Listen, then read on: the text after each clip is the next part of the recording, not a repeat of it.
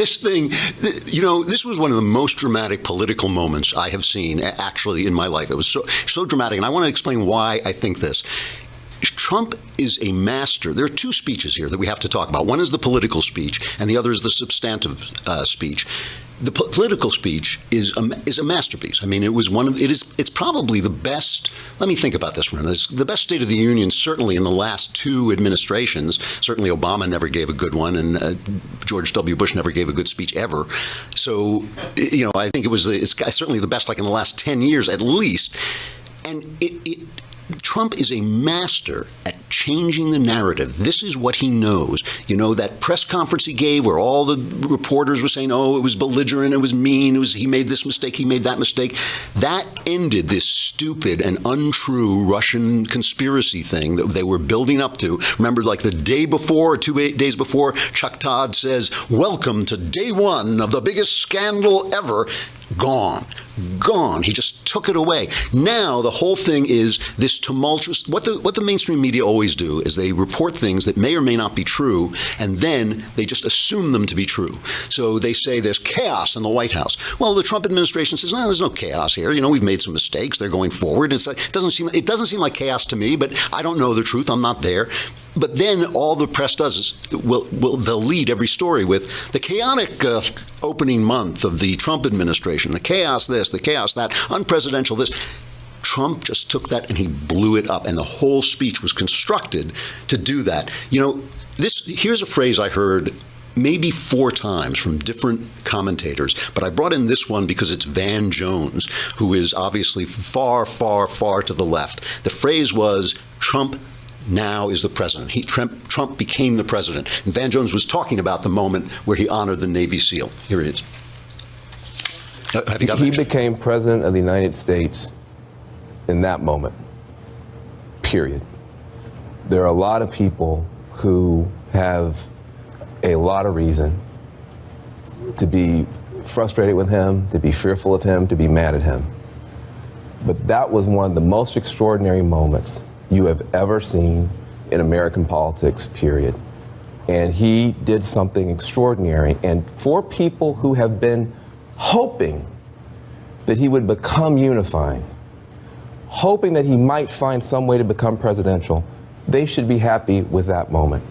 For people who have been hoping that maybe he would remain a divisive cartoon, which he often finds a way to do, they should begin to become a little bit worried tonight.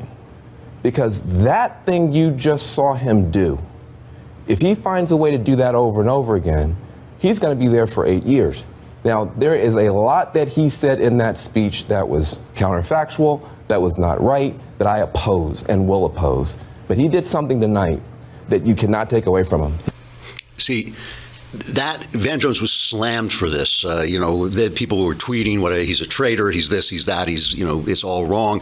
But that was Van Jones, actually, and I got to give him props for this. He is so far to the left, he's fallen off the edge of the world, and I disagree with everything he says most of the time. But that was Van Jones adapting to a situation, and that's what the Democrats failed to do. They didn't see that they were being run over by a freight train, and they just laid out on the tracks. So this indicates, now I'm a slow guy to take someone I don't know and attribute personality traits to him. I mean, this is something I hear people doing all the time, you know, like he's a narcissist, he's this, he's that. If you don't know the guy, it just takes a long time to observe things. But the one thing I've observed about Trump is that he learns stuff.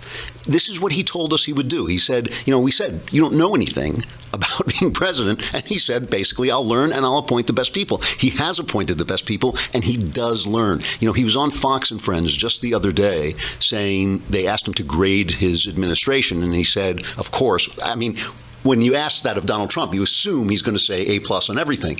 And he said A+ for everything I've done, but only a C or a C+ for the way I've communicated what I've done. And he changed that. Everybody said he's too dark. You know, his inaugural address was too dark. So he opens up the speech like this. This is the very opening of the speech. Each American generation passes the torch of truth, liberty, and justice in an unbroken chain all the way down to the present. That torch is now in our hands, and we will use it to light up the world. I am here tonight to deliver a message of unity and strength and it is a message deeply delivered from my heart. A new chapter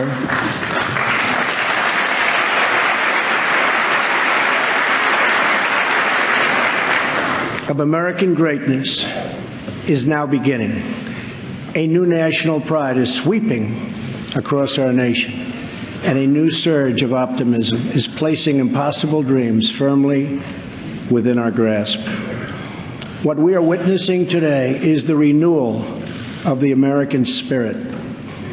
Our allies will find that America is once again ready to lead. All the nations of the world, friend or foe, will find that America is strong, America is proud, and America is free. So the Democrats, again, they're ready for one thing and they're getting another, and they're sitting on their hands. You're not applauding for the fact that America is free. Just kind of look bad. But he changed. He got it. He's got to put in, he's got to start with, the good stuff. Also, and this is another thing about being the master of narrative, all we've heard, the Democrat talking point that was going around 3 days, was he hasn't accomplished anything. So he started the speech with a list of his accomplishments, all these executive orders. Still, this is him coming to Congress, asking for stuff, and he asked for the stuff that he wants. He starts to talk about the border. And this was really interesting because he kind of has indicated that he will negotiate with the Democrats on this and do something. I've been saying now for 2 years, basically, there's going to be some kind of amnesty. Nobody is going to have mass deportations. It just isn't going to happen.